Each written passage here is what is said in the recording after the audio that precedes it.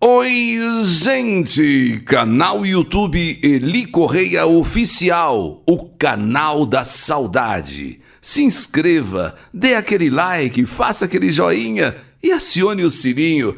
E mande também a sua carta, mande também a sua história, para que eu possa narrá-la aqui no nosso canal. O endereço é e-mail cartasaudadeelicorreia@gmail.com. Estou aguardando também a sua história. E no canal YouTube Eli Correia Oficial, a bailarina de flamenco e o amor de sua vida. Primeira parte. Me chamo Rosa Castilla e venho através desta carta contar a minha grande e única história de amor e de saudade. Sou boliviana da cidade de Quillacollo, do departamento de Cochabamba, e com a ajuda de tradução da minha amiga brasileira Olívia, que faz parte da mesma companhia de dança flamenca, pois embora eu tenha vivido no Brasil de 1990 a 1995, esqueci um pouco do idioma. Marcos dos Guaranis, ou como mais tarde veio a se chamar, Marcos Bonilha. Saibas que você sempre foi e sempre continuará sendo o grande e único amor de minha vida. Marcos dos Guaranis, ou Marcos Bonilha. Sei que você se casou com uma texana. Sim, uma moça dos Estados Unidos do Texas.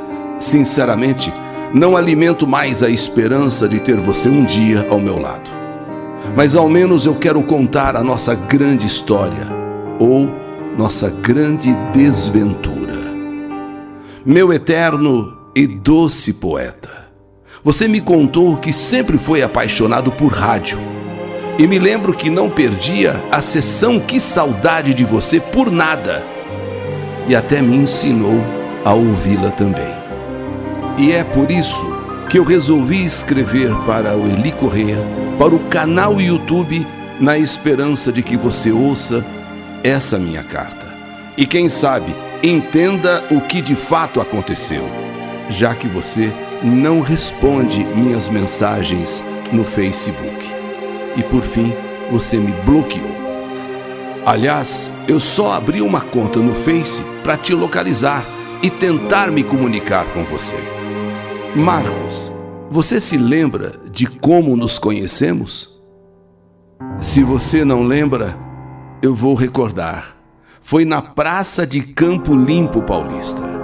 Não me recordo se foi em um sábado ou domingo, mas o fato é que naquela década de 90 era assim que os namoros começavam, em uma praça. Sempre, quase sempre, em uma praça. Eu me recordo da sua timidez ao se aproximar de mim, das suas sobrancelhas lindas, marcantes, quando perguntou o meu nome. E ao te responder, você notou o meu sotaque castelhano, o meu sotaque espanhol. Quero inclusive contar um pouco aqui de como eu, sendo filha única, minha mãe, meu pai e a minha avó Constanza, aliás, essa velha foi a grande e única responsável pela minha infelicidade. Então eu quero contar como viemos para o Brasil. Meus avós eram donos de uma grande empresa na Bolívia. Meu pai era o administrador de tudo, mas ele e o pai dele, no caso meu avô, estavam com um projeto para montar uma filial em terras brasileiras. No entanto, em 1990, vovô morreu. E papai então antecipou os planos de mudarmos para cá. E viemos para o Brasil. E fomos exatamente morar em Campo Limpo Paulista. Eu sempre fui apaixonada pelo flamenco. Tanto que com 10 anos de idade, minha mãe me matriculou numa escola de dança de flamenco. E desde então, eu nunca mais parei de dançar. Mas minha avó, uma mulher materialista, um ser humano horrendo, sempre dizia que eu precisava era de conhecimentos práticos, não de aula de dança. Você precisa é de conhecimentos práticos, não aula de dança. Devo salientar que com a morte de vovô, ela usurpou o direito de se tornar a matriarca da nossa família, aquela que mandava na família, se convertendo numa pessoa insuportável e desagradável. Papai, como eu disse, escolheu o município de Campo Limpo Paulista, por ser uma cidade menor e em razão dos custos e logística por estar perto de São Paulo. Por fim, nos instalamos na cidade e eu comecei a cursar o ginásio na escola 15 de outubro. Fiz muitas amizades, mas a minha melhor amiga realmente era a Ana. E ela gostava muito de paquerar, era assim namoradeira. No entanto, eu mais reservada, ficava mais na minha. Nos finais de semana, frequentávamos a cidade vizinha de Jundiaí, onde às vezes dançávamos inclusive. Às vezes íamos ao cinema ou ficávamos em nossa cidade visitando a Praça Central de Campo Limpo Paulista. Então, nos finais de semana era assim, ou íamos para Jundiaí, às vezes dançávamos, às vezes íamos ao cinema ou ficávamos em Campo Limpo mesmo, ali na praça.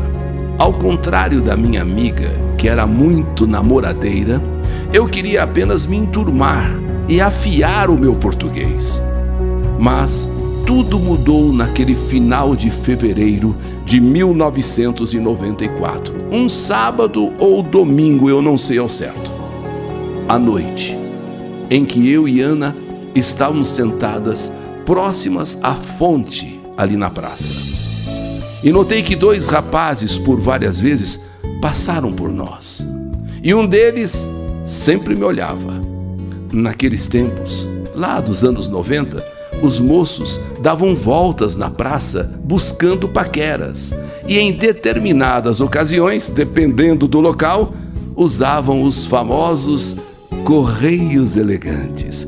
Eu não conhecia isso lá na Bolívia, vim conhecer aqui no Brasil, o tal do correio elegante. O que era o correio elegante? Era um papel que basicamente se escrevia algumas frases dali de paquera e cada um dos rapazes escolhia uma das moças e mandava entregar aquele bilhete, aquele recado para a moça, para aquela paquera. Era o conhecido correio elegante. Então eu e Ana, ali perto da fonte da praça, nós estávamos sentadas em um banco, aqueles dois rapazes, um deles olhando para mim, me chamou a atenção, pois dava a impressão de querer se aproximar de nós. Aqueles dois rapazes, mas um especialmente me olhava muito. Ele parecia um tanto envergonhado e, a bem da verdade, eu estava torcendo também para ele não vir, pois eu confesso que eu não estava a fim de ficar.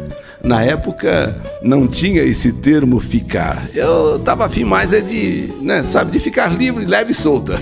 Eu estava com 18 anos e não sentia aquela pressão de estar com alguém. Afinal, eu me realizava com o flamenco. Eu queria mesmo era mais dançar flamenco. E também tinha outras coisas na minha vida, vamos dizer assim, mais importantes. Mas eu estava redondamente enganada. Porque aquele rapaz, daqueles dois, o que me olhava mais, ele mudaria tudo na minha vida. A verdade é essa. Tanto que ele tomou coragem, o outro ficou de lado, e ele tomou coragem e meio assim tímido, meio desconcertado, se aproximou e perguntou nossos nomes. Nos apresentamos. Ela, Ana, e eu, Rosa. Mas era muito claro que entre eu e Ana, ele estava interessado em mim. E eu e Ana então nos apresentamos, ele disse o seu nome e começamos a conversar. Minha amiga, vendo que o amigo dele deu um jeito de sair, ela também me olhou e pediu licença, nos deixando a sós. Então começamos a conversar. Tínhamos alguma dificuldade por conta do idioma. Eu falava devagar, ele me acompanhava Ele prestava atenção no que eu dizia.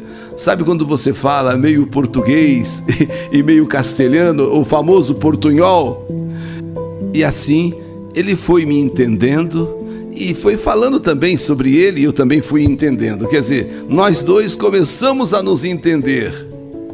Agora, o que me deixou um tanto desconcertada era o seu olhar penetrante. Um olhar que parecia entrar pelos seus olhos e invadir a sua alma. Um olhar penetrante, como se quisesse desvendar meus desejos, meus segredos.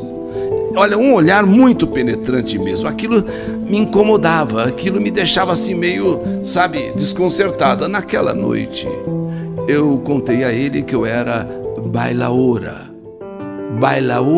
de flamenco e louca por poemas e romance. E ele me disse que escrevia poesias e tanto que iria me mostrar seus escritos numa próxima vez, se tivéssemos uma próxima vez. Soube também que ele era descendente de espanhol e vivia sozinho e que não conheceu o pai. Me disse que fazia parte de uma oficina de teatro, que escreveu algumas peças nunca encenadas. Entretanto, já estava ficando tarde. E Ana voltou onde estávamos e disse: precisamos ir embora, Rosa. Precisamos ir embora. Do contrário, era capaz da minha avó vir me buscar. Daqui a pouquinho a sua avó vem te buscar. O que seria muito desagradável. E de fato, se eu demorasse mesmo, minha avó, a grande matriarca, provavelmente viria me buscar na praça mesmo. Ao nos despedirmos de Marcos, ele deu um beijo no meu rosto e brincando perguntou quando ele veria de novo a sua musa inspiradora, que no caso era eu. Eu dei risada. Ele respondia que no próximo sábado talvez eu dê o ar da minha presença aqui na praça novamente. Então Marcos riu e se afastou. Naquele tempo não existiam as redes sociais, internet, celulares ou WhatsApp, nada, de modo que teríamos de esperar mesmo uma semana para nos vermos. Embora eu tivesse o telefone em casa, eu não iria passar para ele, por 2 motivos. Primeiro, minha avó poderia atender e seria um problema. Segundo, ele não me pediu. Eu não queria dar a impressão de ser uma garota fácil e toma meu telefone. Mas na realidade eu fiquei encantada com Marcos, surpresa mesmo com aquele rapaz, tímido, acanhado, mas envolvente. Mas eu repito, e dono de um olhar penetrante. E esse muchacho foi o assunto da noite entre eu, Ana e minha mãe. Com a minha mãe eu podia me abrir, mas fui alertada por mamãe a não comentar nada com vovó, pelo menos por enquanto, pois ela não ia gostar nada disso. Como eu disse antes, Dona Constanza Matorras Castilla, minha avó, era um ser humano horrível, preconceituosa. Para ela, as pessoas só tinham importância pela sua condição social. Ela dizia abertamente que eu teria que me relacionar apenas com rapazes de boa condição financeira. Nada de estar com esses pobretões, nada de pobre. Essa postura de vovó seria a minha ruína. Aquela velha era controladora, levava a família com mão de ferro. Até mesmo no casamento dos meus pais, ela se intrometia. Aliás, por muito pouco ela não causou a separação de papai e mamãe, devido a minha mãe ser de origem simples. Ela tanto infernizou que quase causou a separação dos dois. Ela dizia que o meu pai era de linhagem nobre e o papai é de linhagem nobre e que merecia alguém à sua altura. E mamãe não era essa pessoa. Bem, eu me encontrei com Marcos na semana seguinte. Foi algo maravilhoso. Trocamos, inclusive, o nosso primeiro beijo após a maçã do amor. Ele foi me ver levando uma maçã do amor. Eu comi aquela maçã do amor e depois nós nos beijamos. Por isso que eu digo, foi o primeiro beijo após a maçã do amor. E assim começou o nosso namoro. Nos primeiros 2 meses, íamos a cinema ou simplesmente ficávamos na praça. Quero até perguntar para você, Marcos, você se lembra de quando você queria mostrar aquela canção lá em sua casa, mas estava envergonhado, porque segundo o que se dizia, o seu habitat, a sua casa era conhecida como a Caixa Rosa. Aí eu lhe tranquilizei dizendo que não importava se você morava num castelo ou numa favela. O que importava era que eu te amava. E foi então que você criou coragem e me levou até a sua cabana. E confesso que de início me compadeci da sua situação, de viver em um cômodo tão humilde, feito de telhas de amianto, de madeirite rosa.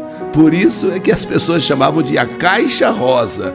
Era uma casa de madeirite rosa, onde havia apenas uma cama, uma pequena mesa, onde estavam suas roupas cobertas por um pano preto.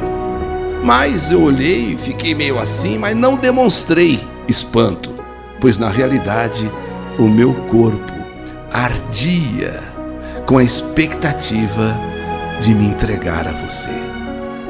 Tipo assim, não importava se era num castelo ou numa cabana, o meu corpo queria sentir você.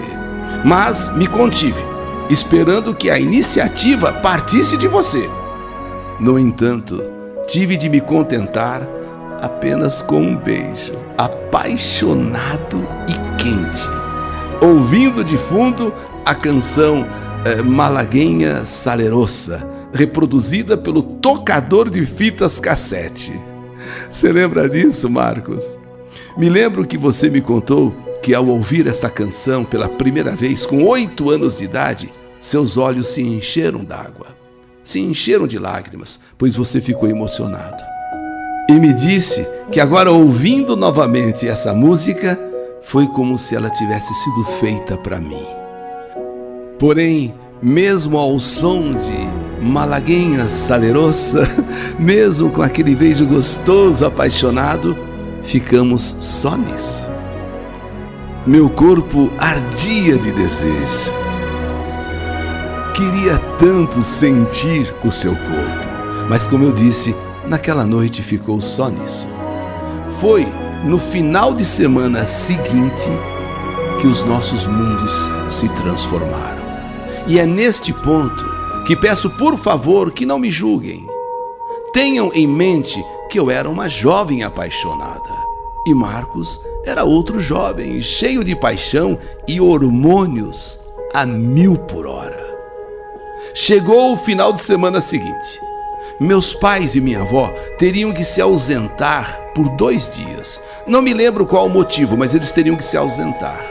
O fato é que eu teria a casa todinha para mim. Então eu combinei com a minha amiga Ana que eu diria a papai e a mamãe que eu dormiria em sua casa. E caso ela, mamãe, perguntasse, ela confirmasse que eu iria dormir na casa dela. Mas na verdade, eu tinha outras coisas em mente. Eu tinha outros planos, aproveitando a ausência de papai e mamãe e de vovó. Então eu conversei com Marcos, eufórica, dizendo a ele que eu tinha uma grande surpresa para ele, uma grande surpresa. E disse que era para ele chegar em casa às 7 horas da noite daquela sexta-feira. Mas olha, 7 horas em ponto. E traga seus poemas. Eu quero conhecê-los, eu quero vê-los. Ele, no entanto, ficou um tanto ressabiado. De tanto eu falar, ele sabia quem era minha avó. Ué, e como é que agora ele iria lá em casa? E ainda pedir para que ele levasse os poemas, né? Aliás, nas vezes em que ele me ligava, e nessas alturas eu já lhe havia passado o número do meu telefone, vovó, quando atendia, sempre fazia pouco caso dele, mas sempre o tratava mal pelo telefone. Mas eu lhe disse que a casa, naquele final de semana, seria só nossa, e que ele não se esquecesse dos poemas. E na sexta-feira à tarde, por volta das 2 horas da tarde, meus pais saíram de casa. Meu coração começou a palpitar de ansiedade, na expectativa de quando anoitecesse, quando chegasse a noite. Esperei mais ou menos 1 hora após a saída da minha família, dos meus pais e da minha avó. Peguei um dinheirinho que havia ganhado de mamãe para sair à noite e fui até a floricultura e comprei um buquê de rosas vermelhas. Chegando em casa, coloquei as rosas num vaso com água gelada, subi até o meu quarto, separei o meu vestido vermelho de dança, a minha flor flamenca para o cabelo e os coloquei em cima da cama. Pus aos pés da cama o meu sapato tacheado, sapato de dança flamenca. Desci para a sala, tirei da estante o meu disco de vinil da grande cantora espanhola Flor de Córdoba. Já sabia qual canção dela eu iria dançar para Marcos, além do perfume que eu iria usar para encantar o homem que eu amava. Portanto, tudo planejado, nos mínimos detalhes. O horário marcado se aproximava. Peguei então aquelas flores, despetalei algumas, espalhando pelo carpete da sala, outras pétalas sobre minha cama e no piso ao redor, assim como também joguei pétalas na escada, que dava acesso ao meu quarto. E coloquei algumas velas de aroma, sabe aquelas velas aromáticas, na penteadeira, assim em alguns outros locais. E fui tomar banho. E tomei aquele banho longo, aquele banho gostoso. Comecei a me preparar. Escolhi a mais linda lingerie, a mais sensual das lingeries. Me vesti, me perfumei e por fim acendi as velas, deixando no quarto um clima romântico apenas com a luz das velas. E voltei para a sala. Liguei o toca-discos, coloquei o vinil testando o volume perfeito para a dança que eu iria fazer. E vez ou outra eu olhava pela janela. Será que já chegou? Será que já está chegando? Foi então que toca a campainha e o meu coração dispara. Meu coração parecia que ia sair pela boca. Marcos estava lá no portão e com um botão de rosa vermelha e com suas poesias. Então, no que eu o recebi, ele estendeu aquela rosa dizendo: uma rosa para a rosa. Eu não lhe respondi nada. Apenas o puxei, entramos e, na sala, coloquei a canção Quatro Mulheros, de Flor de Córdoba. E comecei a girar e a sapatear. Eu estava imune aos seus elogios e olhares para as curvas do meu corpo. Naquele momento, eu queria abatê-lo com os meus movimentos, com o meu perfume, com a minha dança. Notei que ele ficou hipnotizado pelo balançar dos meus quadris. Sim, pelos volteios que eu dei. Ao final da música, eu me sento em seu colo. Sabe aquela apoteose? Então eu estendo a mão para cima, dou aquele giro e caio em seu colo. Sento em seu colo e o beijo.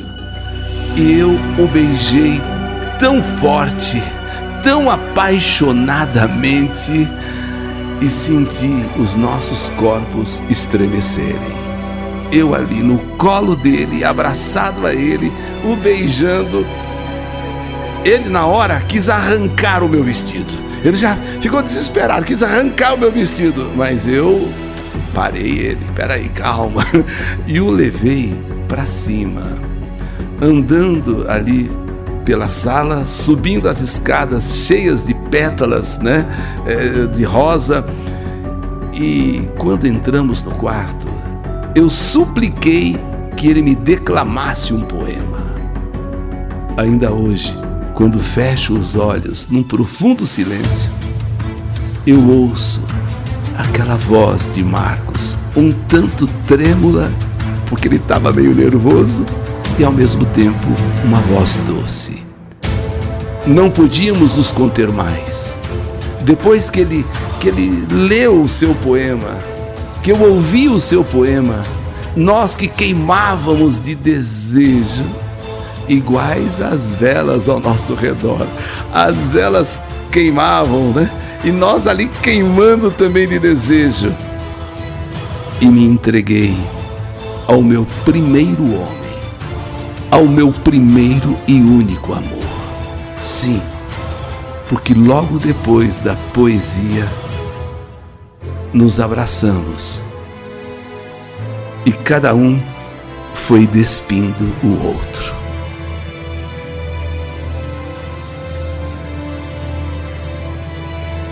Esta é a primeira parte da minha história. Primeira parte da história que a vida escreveu em minha vida. Que saudade de você, a bailarina de flamenco e o amor de sua vida. Primeira parte. História do canal YouTube Eli Correia Oficial.